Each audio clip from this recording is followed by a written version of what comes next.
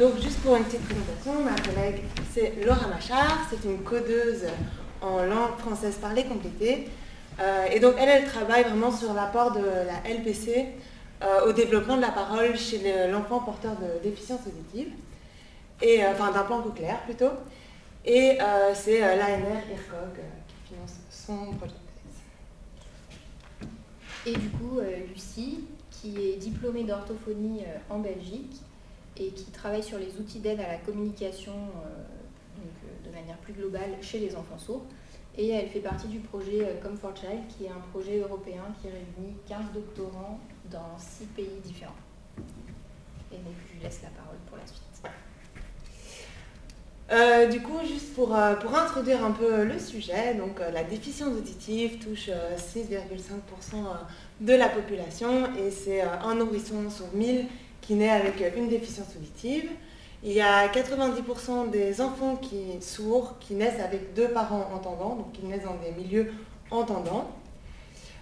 Et donc pour une rééducation optimale, il est important de faire un diagnostic de la surdité avant l'âge de 3 mois et une prise en charge avant l'âge de 6 mois.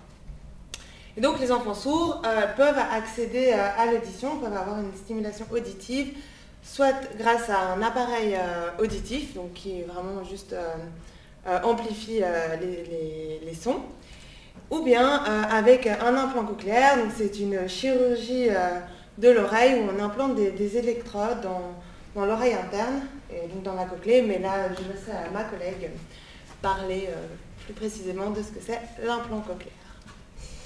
Et donc les conséquences de la déficience auditive peuvent être multiples, notamment une limitation d'accès au code linguistique et au feedback auditif. Il peut y avoir des difficultés langagières plus ou moins importantes qui touchent différents aspects du langage, comme la phonologie, la morphosyntaxe, la mémoire auditive, et l'écriture et la lecture, et aussi le lexique.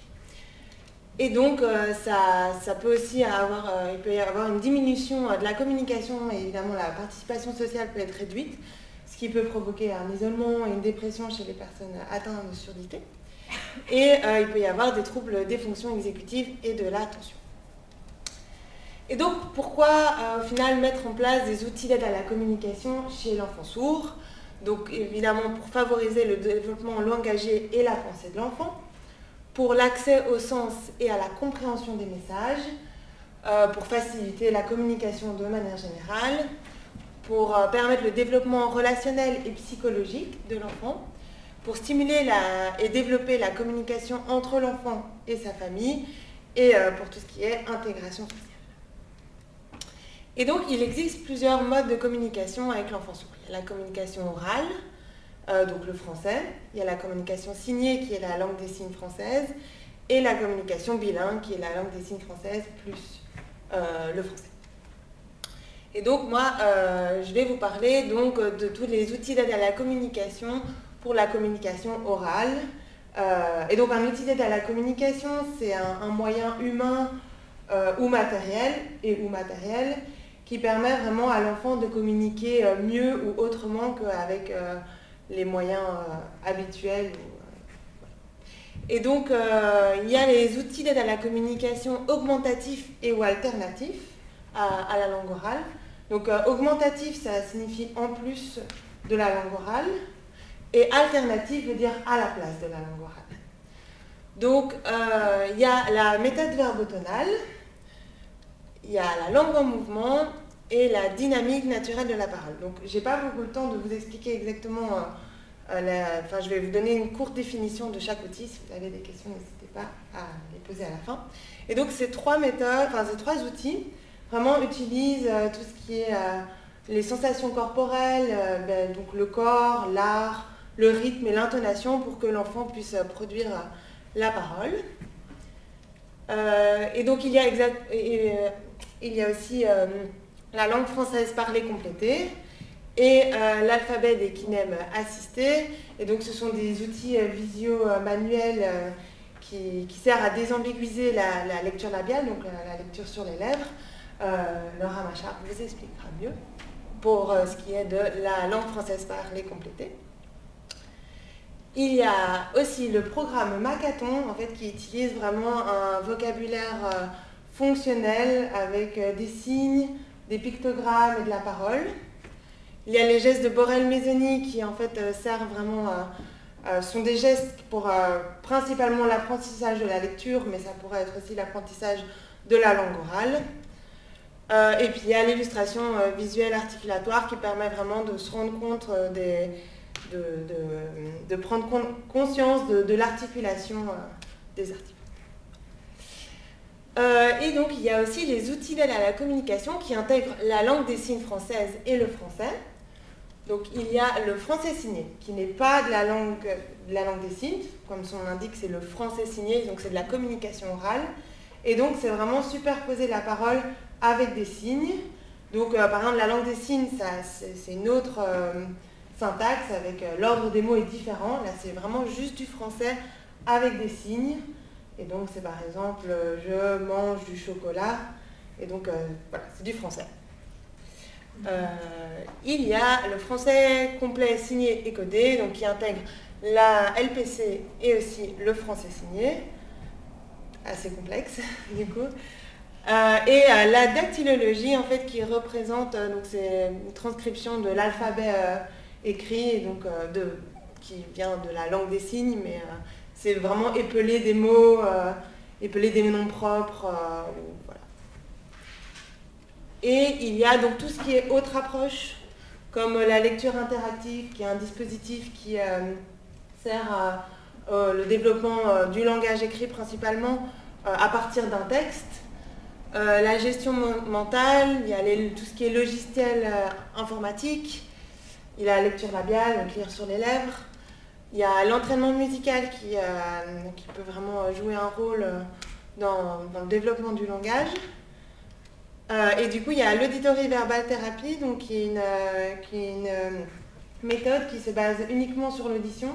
Et dans cette méthode, ce sont les parents qui sont vraiment au centre de la rééducation et ce sont eux qui sont vraiment les rééducateurs, les premiers médiateurs de la communication. Et donc, elle se base uniquement sur l'audition. Et donc, il y a également la communication signée, donc la langue des signes française, donc qui est vraiment une langue à part entière utilisée par une partie des personnes sourdes de France et de Suisse. Donc par exemple en Belgique, elle est différente, donc c'est pas la même langue des signes. Il y a beaucoup de dialectes aussi entre les régions. Donc le lexique, la grammaire et la syntaxe lui sont propres. Donc comme je disais tout à l'heure, l'ordre des mots est différent, ils utilisent vraiment l'espace et donc il y a aussi l'expression faciale qui est très importante en langue des signes. Et donc c'est un pilier de l'identité et de la culture sourde. Mais bon, il faut y avoir des conditions indispensables pour la mise en place de la langue des signes à la maison, comme être un locuteur natif et expérimenté de la langue des signes, communiquer en langue des signes en interaction avec son enfant et communiquer vraiment quotidiennement avec son enfant, sinon en fait comme n'importe quelle langue, l'enfant ne pourra pas développer cette langue si les conditions ne sont pas présentes. Alors, et très important aussi, il y a tout ce qui est accompagnement parental, qui donc vraiment sert à informer les parents sur ce qu'est la surdité, ses conséquences, sur les outils d'aide à la communication qui existent, à les rassurer sur les capacités de leur enfant et à écouter leurs problèmes. Donc elle fait vraiment partie intégrante de la prise en charge de l'enfant et de sa famille, donc dès l'annonce du diagnostic de la déficience auditive. Donc c'est très important que l'accompagnement parental soit bien réalisé. Et donc elle aide vraiment les parents à ne pas comprendre tout ce qui est expression orale et communication, parce que du coup s'ils choisissent plutôt une communication signée, c'est pas de l'expression orale. Et donc voilà. Le problème à l'heure actuelle, c'est qu'il n'y a pas de données scientifiques sur l'usage actuel de tous ces outils auprès des enfants sourds en France. Donc il y a vraiment beaucoup d'outils, on ne sait juste pas qui utilise quoi, pourquoi. Et donc voilà. Et en plus, il y a très peu de littérature scientifique sur vraiment l'impact de toutes ces approches et tous ces outils sur le développement du langage. Donc voilà, pour ma première étude, je suis en train de faire un état des lieux des outils d'aide à la communication qui sont utilisés chez les enfants porteurs de déficience auditive en France. Et donc c'est une étude exploratoire où nous avons élaboré deux enquêtes en ligne avec le logiciel LiveSurvey.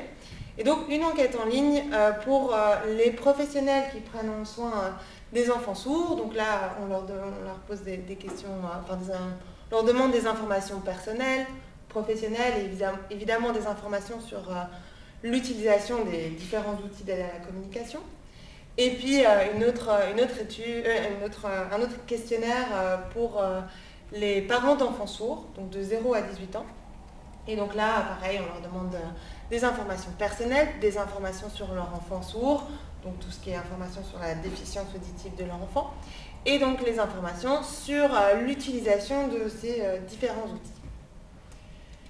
Et donc ces méthodes, ces deux questionnaires vont nous permettre de répondre à une série de questions de recherche. Et donc pour les professionnels, nous on se pose la question de quels sont les outils les plus et les moins utilisés dans la pratique orthophonique et éducative. Y a-t-il des différences dans l'utilisation de ces outils selon la région de France, le type d'institution et l'environnement dans lequel ils travaillent? Est-ce que l'âge, le nombre d'années d'expérience, la fréquence de prise en charge d'un enfant sourd ou la profession du clinicien influence la mise en place d'un outil? De quelle manière ils connaissent ces outils? Quelles sont les variables qui doivent être prises en compte lors de la mise en place d'un outil? C'est pour les professionnels et donc pour les parents, nous nous posons la question aussi de quels sont les outils les plus et les moins utilisés au sein de la famille, comment ces outils sont imprégnés dans la vie familiale, est-ce que les parents sont satisfaits et est-ce qu'ils observent des progrès langagiers grâce à ces outils, de quelle manière ils les connaissent et quelle est l'implication des parents dans la rééducation d'un enfant sourd, parce qu'on sait que c'est très important que les parents soient impliqués dans cette rééducation, mais est-ce qu'ils le sont vraiment au final? Et est-ce que les parents utilisent des outils orthophoniques à la maison? Et donc pour les participants de mon étude, donc je suis toujours en train de collecter les réponses. Pour l'instant, du côté des professionnels, j'ai déjà eu 223 réponses. Donc ils étaient âgés entre 20 et 70 ans. Donc ils travaillent dans des centres de santé, des associations, des écoles spécialisées, dans des cabinets libéraux, des écoles générales ou bien des hôpitaux. Et ils étaient, donc c'était soit des orthophonistes, donc c'était majoritairement des orthophonistes, je pense à 50%, même 60%, des enseignants spécialisés, des éducateurs, des psychologues, des psychomotriciens, des enseignants, des codeurs en LPC et des médecins ORL. Et du côté des parents, donc pour l'instant, nous avons récolté 200 réponses. Donc on voit, comme la littérature le montrait, que 91% des parents, 91% des enfants ont deux parents des enfants sourds ont deux parents qui entendent. Et ces enfants avaient soit une surdité légère, moyenne, profonde ou c'était une cophose. Cophose, ça veut dire qu'ils n'entendent rien du tout. Et donc ils étaient soit dans l'enseignement spécialisé, l'enseignement général. On voit qu'il y a quand même 57% des enfants qui sont dans un enseignement général, donc c'est assez positif. Soit une combinaison des deux, ou bien ils n'étaient pas encore scolarisés. Et il y avait 91% des enfants qui ont des aides auditives, donc qui ont soit des implants cochléaires, soit des appareils auditifs ou d'autres types d'aides auditives. Voilà. Et il y a 25% des enfants qui ont des troubles supplémentaires. Et donc il y a aussi 11% qui ont par exemple des troubles vestibulaires, ce qui est quand même pas mal. Et donc voilà, là les résultats, le graphique avec donc, tous les outils que je vous ai cités au début. Et donc là vous avez un pourcentage de oui. Donc dans mes questionnaires, pour chaque outil, je leur demandais s'ils utilisaient ces outils, s'ils prennent quelques idées ou s'ils sont en cours d'apprentissage. Donc ça veut dire oui. Donc ces trois réponses-là, je les ai codées en oui. Et puis le non, c'est je ne connais pas cet outil, je le connais mais je ne l'utilise pas. Et je l'ai utilisé dans le passé, donc je ne l'utilise plus. Et donc on voit qu'en fait finalement l'outil le plus utilisé en France par les professionnels, c'est le français signé, que je répète n'est pas de la langue des signes. Il y a aussi donc la dactylologie, et puis il y a donc la langue française parlée complétée qui est utilisée à 60%, la lecture labiale, les logiciels, voilà.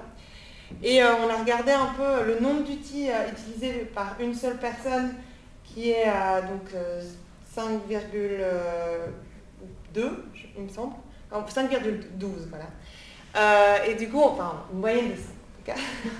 Et donc on voit que vraiment les professionnels utilisent plusieurs outils à la fois, donc c'est pas juste un outil, c'est quand même une moyenne de 5 outils utilisés par une seule personne. Et on a vu qu'il y avait une relation entre l'âge du professionnel et le nombre d'outils qu'ils utilisent. Donc les professionnels qui étaient plus âgés utilisaient plus d'outils, ce qui paraît assez logique puisqu'ils ont plus d'expérience. Et donc ça c'était du côté des professionnels, et maintenant du côté des parents. Donc là j'ai vraiment pris les 3 outils qui peuvent être reproduits à la maison, donc utilisés vraiment par les parents et qui sont vraiment plutôt des outils parentaux. Donc il y a le français signé, la LPC et la méthode AVT. Voilà, on voit que le français signé est toujours l'outil le plus utilisé, avec la LPC ensuite, et puis il y a la VT qui est un peu moins utilisée. Et donc si on regarde un peu le tableau de données, en regardant un peu la satisfaction, parce que du coup je leur demandais s'ils étaient satisfaits des outils qu'ils utilisent et si ils remarquaient vraiment des progrès langagiers chez leur enfant. Donc ça c'est les parents qui répondent, donc c'est assez subjectif. Et on voit quand même que au final, pour le français signé, ils sont assez satisfaits, ils ne remarquent pas tellement de progrès langagiers. Pour la LPC, ils sont satisfaits, mais à 48%. Et ils remarquent des progrès langagiers à 36%. Et puis ce qui nous a vraiment interpellés, c'est cette méthode AVT qui en fait est pas du tout connue ni reconnue en France, qui est quand même, on voit que la satisfaction est vraiment très, très, très haute et que les progrès langagiers observés sont aussi très importants. Pourtant, il y a peu de professionnels qui utilisent cette méthode, il n'y a que 3 thérapeutes AVT qui utilisent cette méthode.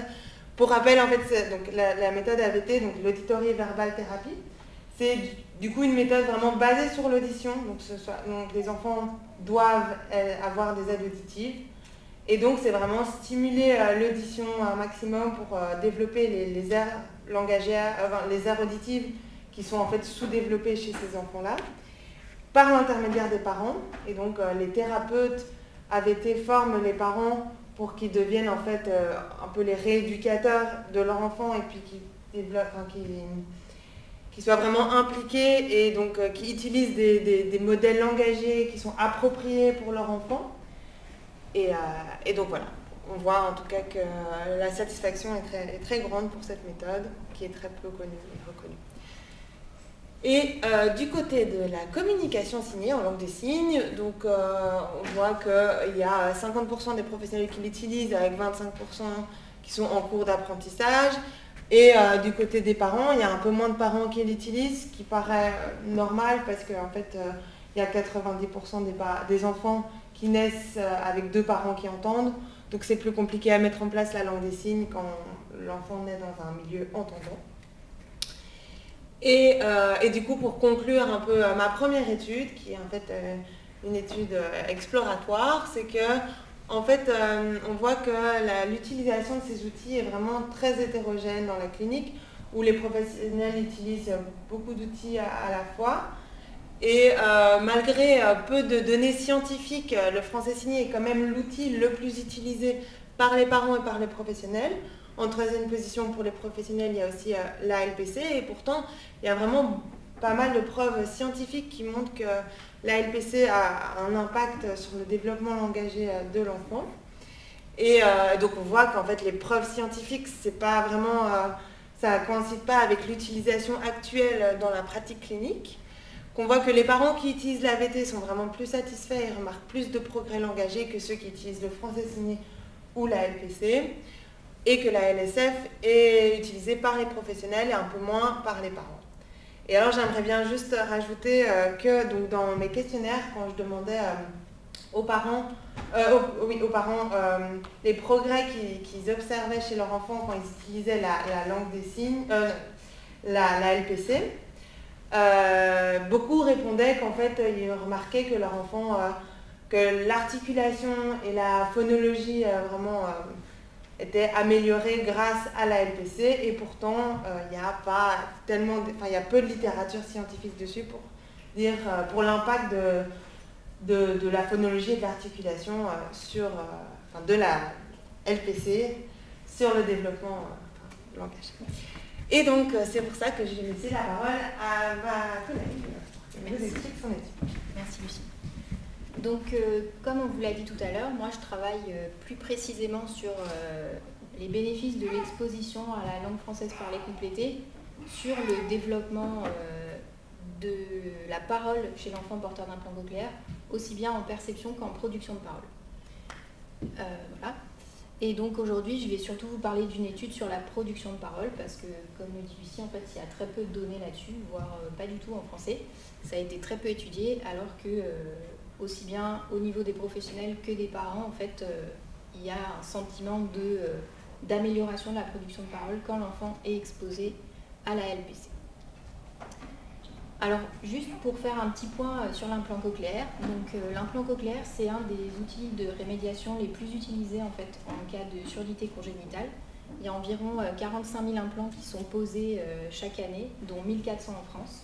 Et en France, 1400, c'est à peu près moitié-moitié enfants-adultes. Donc l'implant cochléaire permet un accès de plus en plus précis au son de parole. Cependant, l'information auditive transmise reste incomplète, ce qui peut donner lieu à des troubles du langage persistant et des compétences phonologiques qui sont limitées. Toutefois, les bénéfices de l'implantation précoce ont été largement démontrés et on voit que lorsque l'implantation a lieu avant 24 mois, les enfants font beaucoup de progrès et ont des compétences phonologiques plus proches de celles des enfants normaux entendants. Donc, pour vous donner une idée un peu de comment ça fonctionne, je ne sais pas si vous êtes très familier avec ça. Donc, de manière générale, le système auditif, il est composé de 3 parties. Donc, on a 3 oreilles, l'oreille externe, l'oreille moyenne et l'oreille interne. Et donc, l'implant cochléaire, je ne sais pas si vous voyez le lire, il va être au niveau de la cochlée, donc au niveau de l'oreille interne. Donc, l'implant cochléaire, il se compose de 2 parties. On va avoir la partie externe, donc c'est celle que nous, on va voir, donc avec le contour d'oreille où il y a un microphone et l'aimant qui va être aimanté à l'implant. Donc là, en fait, il faut imaginer qu'il y a la peau entre ces 2 parties et donc l'implant est vraiment sur l'os du rocher, sous la peau du crâne, en fait. Et donc, à cet implant, on va avoir un porte-électrode de relier et le porte-électrode va être enroulé dans la cochlée qui, en fait, a une forme d'escargot et chaque électrode va coder pour différentes fréquences. Voilà. Et donc, une fois que ça va être codé à ce niveau-là, ça va être envoyé au nerf auditif qui va tout envoyer au cerveau. Donc, j'ai un petit extrait audio, je ne sais pas trop si ça va marcher, c'est pour vous donner une idée en fait de ce qu'on va entendre avec un implant cochléaire en fonction du nombre d'électrodes qui sont activées. Alors, j'insiste sur le fait que ce soit une reconstitution parce que nous, on est entendant, donc on ne peut pas vraiment savoir comment un sourd va entendre avec son implant cochléaire. Et ça fait complètement abstraction du travail du cerveau qu'il y a derrière, mais c'est vraiment pour vous donner une idée de comment ça fonctionne au niveau des électrodes. Alors, est-ce que ça a marché ?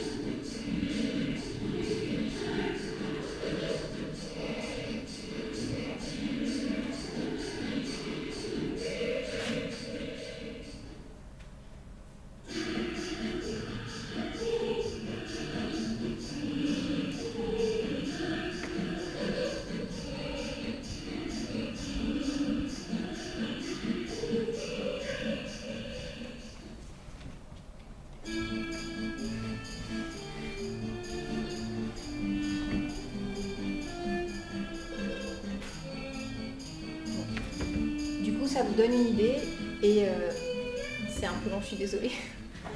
Et du coup, aujourd'hui, selon les types d'implants, enfin selon les marques d'implants, on est autour de 20-22 électrodes activées. Et voilà. Donc, pour les études autour de la perception de parole avec un implant cochléaire, on observe qu'il y a une grande variabilité des résultats post-implantation. Donc en fait, en fonction des enfants, les résultats varient vraiment beaucoup, même s'ils ont la même marque d'implant. Donc il y a plein de facteurs qui entrent en compte et on voit qu'il y a beaucoup de variabilité post-implantation.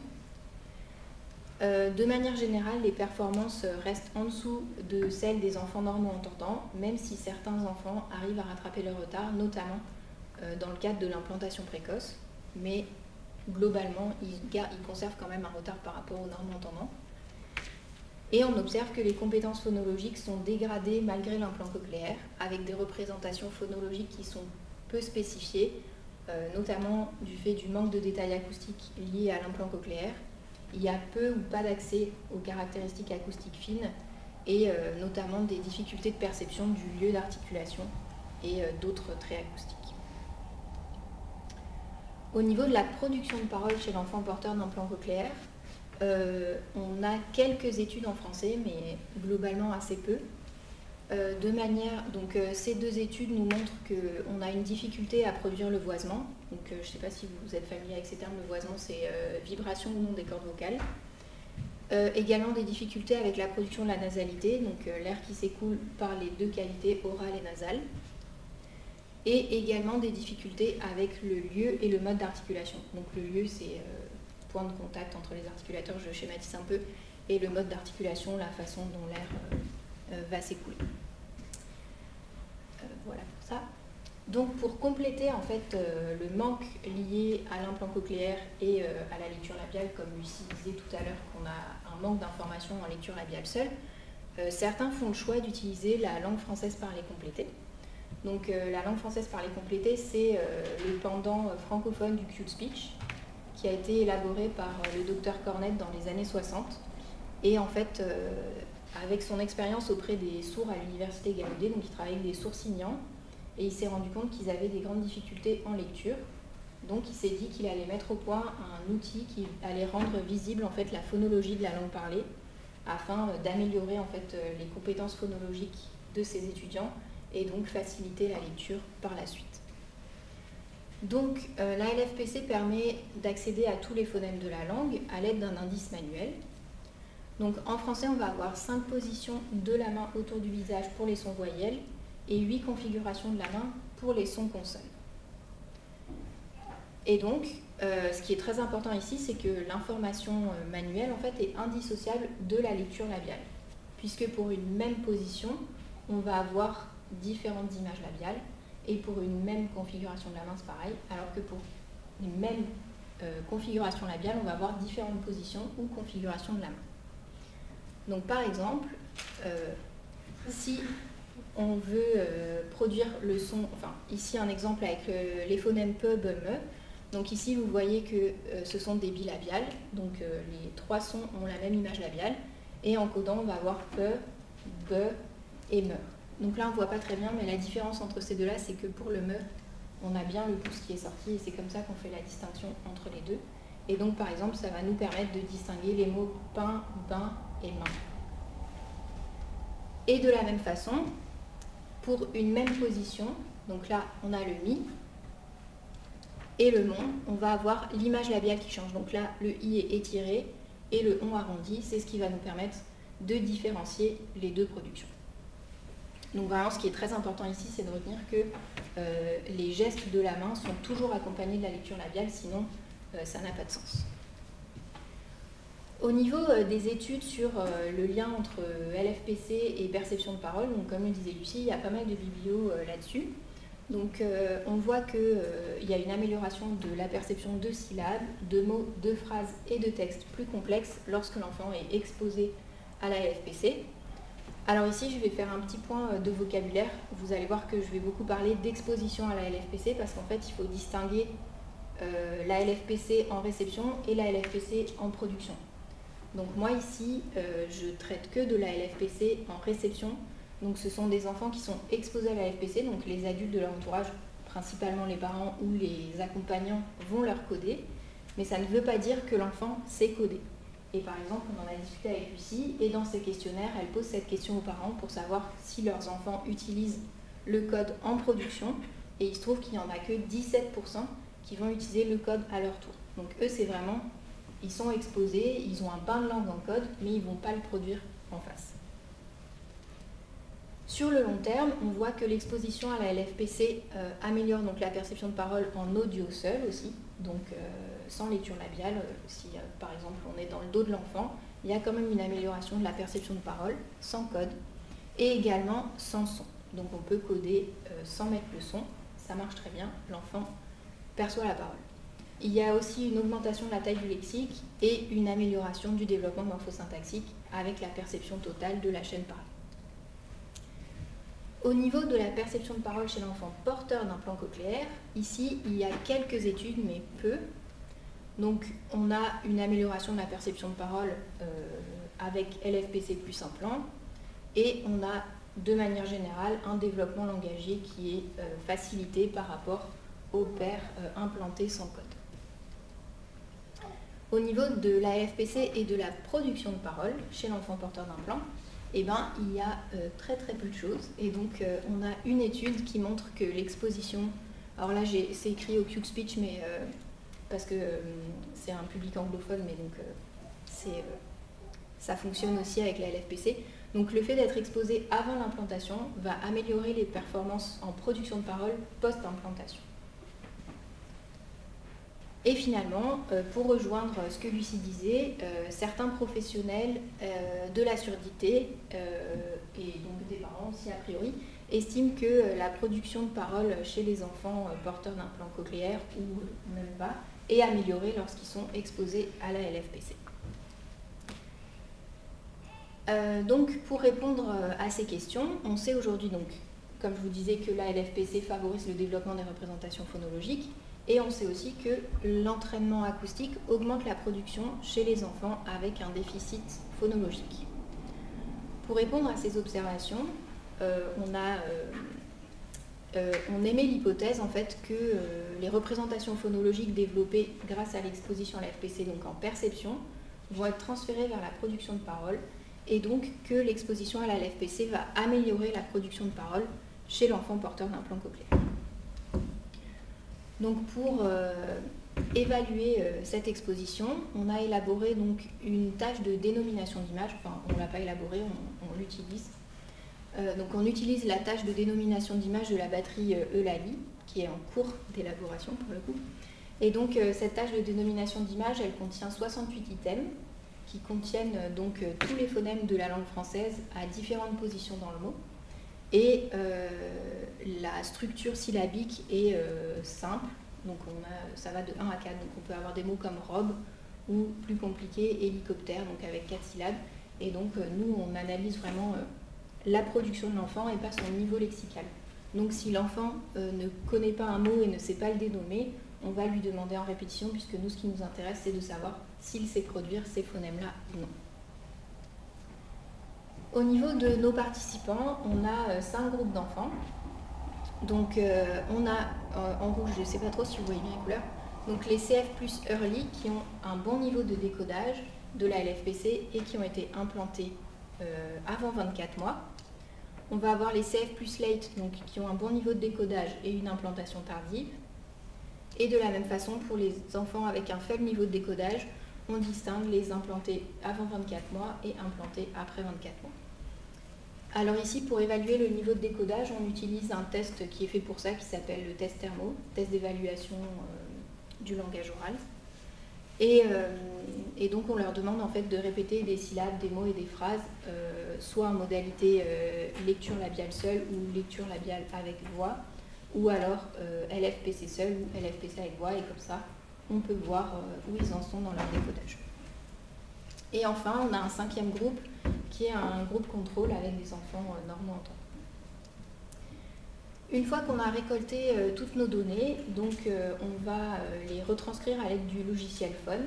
10% de nos données ont été retranscrites en double aveugle et on a fait un consensus avec 5 transcripteurs afin de définir des règles de transcription, puisque comme on le disait tout à l'heure, en fait, ça prend beaucoup de temps de transcrire tout ça, donc on a établi des règles pour être de nombreux transcripteurs, mais tous transcrire de la même façon. Et par exemple, on a décidé que la variation libre était acceptée comme une production correcte. Par exemple, si on vient du sud ou du nord, on ne va pas prononcer le mot jaune de la même façon. Donc jaune ou jaune, on va considérer que c'est une production correcte dans les deux cas. Une fois qu'on a fait ça, on extrait le nombre d'erreurs par mot, donc c'est-à-dire la somme des substitutions, délétions et épenthèses.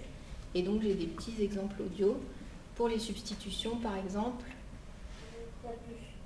celui-là il n'est pas très fort, donc l'enfant dit tapuche au lieu de capuche. Donc popotame pour hippopotame. Crocodile. Et crocodile pour crocodile. Et donc ça, par exemple, ce sont des productions d'enfants porteurs d'implants cochléaires. Alors, au niveau des résultats, donc pour nos résultats, on a choisi de faire des modèles linéaires mixtes avec des régressions de Poisson. Et donc ici, en abscisse, on a l'âge chronologique, en ordonnée, le nombre d'erreurs. Donc là, c'est les résultats pour la production de consonnes. Alors, juste un détail, pour nos analyses statistiques, en fait, les enfants normaux-entendants ne sont pas concernés par l'âge d'implantation, donc ils ne font pas partie de nos analyses statistiques, mais on les a laissés sur le graphique pour que vous puissiez les situer, pour situer en fait les enfants sourds par rapport aux enfants entendants, mais ils ne figurent pas dans les statistiques. Donc, pour la production de consonnes, on observe un effet de l'âge d'implantation chez les enfants implantés avec une faible exposition à la LFPC. Donc ici, on voit que les enfants implantés tôt font moins d'erreurs que les enfants implantés tard. On retrouve également cet effet chez les enfants exposés à la LFPC, donc avec les enfants implantés tôt qui font moins d'erreurs que les enfants implantés tard. Et enfin, on a un effet de la LPC chez les enfants implantés tard, donc avec des enfants exposés avec un bon niveau de décodage qui font moins d'erreurs que les enfants avec un faible niveau de décodage. Donc de la même façon, on a observé les erreurs sur les clusters consonantiques et on a les mêmes effets au niveau des clusters consonantiques. Alors j'ai oublié de vous mettre l'effet de l'âge, mais on a un effet de l'âge chronologique sur les clusters consonantiques, mais pas sur les consonnes ni les voyelles. Et pour les voyelles, on observe qu'on n'a plus d'effet en fait chez les CF+. Donc en fait, pour les voyelles, peu importe l'âge d'implantation, les enfants qui sont exposés à la LFPC font peu d'erreurs en production de voyelles. Voilà. Et donc ici, pour la production de consonnes, on voit que l'effet il peut être considéré comme léger et donc que potentiellement les enfants avec un bon niveau de décodage, même s'ils sont implantés tardivement, réduisent quand même leur nombre d'erreurs par rapport aux enfants qui sont implantés, qui ne sont pas exposés à la LPC. Pour aller un peu plus loin, on a étudié le type d'erreur. Donc au niveau du voisement, on distingue les erreurs de prévoisement et de dévoisement. Donc prévoisement, ça veut dire qu'on ajoute de la vibration des cordes vocales là où il n'y en a pas. Et dévoisement, on va supprimer de la vibration alors que normalement il y en a. Ici, on trouve les mêmes effets, donc différence significative entre implantation précoce et implantation tardive pour les enfants faiblement exposés au code. Et par contre, pour les enfants avec des bonnes compétences de décodage, il n'y a plus d'effet significatif. Et toujours une différence significative entre les CF- late et les CF plus late. Donc même si on a une implantation tardive, le fait d'être exposé à la LPC réduit le nombre d'erreurs. Je vais passer vite. On a exactement la même chose pour le dévoisement. Du coup, je passe trop vite. Bref, voisement, dévoisement, on a exactement les mêmes résultats. Et après, au niveau de la nasalisation, on observe toujours la même chose. Donc, la différence early-late chez les CF-, pas de différence early-late chez les CF+, et une différence entre les CF- late et les CF+ late. Donc toujours l'apport de la LPC sur le nombre d'erreurs. Et pour la dénasalisation, c'est pareil. Donc pour conclure, cette étude nous permet de mettre en évidence le bénéfice de l'implantation précoce. On n'avait pas trop de doute là-dessus parce qu'il y a beaucoup d'études qui se sont accordées pour montrer que c'était important. Mais on voit qu'on a une réduction du nombre d'erreurs avec l'implantation précoce, que ce soit pour les consonnes, les clusters consonantiques et les voyelles. Et aussi, on voit qu'on a un bénéfice de l'exposition à la LFPC chez l'enfant implanté tardivement.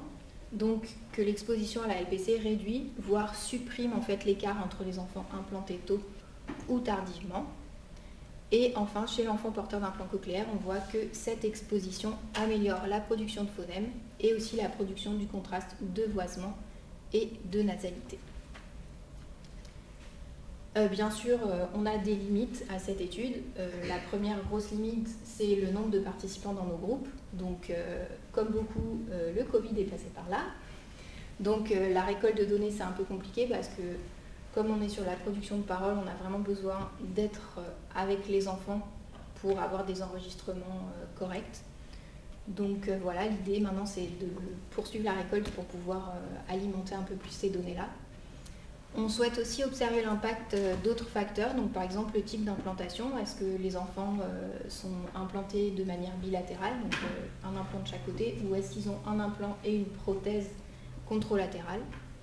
On veut également observer la durée d'exposition à la LPC, donc est-ce que plus les enfants sont exposés, plus le niveau d'erreur diminue, même s'ils ont tous un bon niveau de décodage.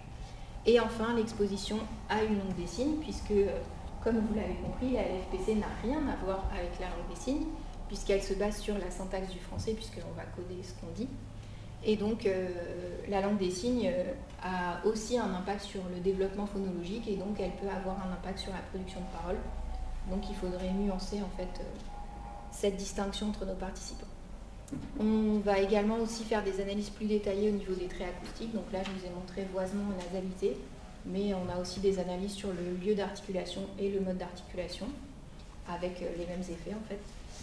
Et on va analyser d'autres tâches comme la répétition de syllabes ou de pseudomots pour voir s'il y a également un apport au niveau de la production de mots nouveaux. Et l'objectif à long terme, c'est de proposer des protocoles d'intervention ciblés pour les orthophonistes et pour faciliter en fait l'insertion sociale et scolaire de ces enfants. Et je vais rendre la parole à Lucie pour conclure.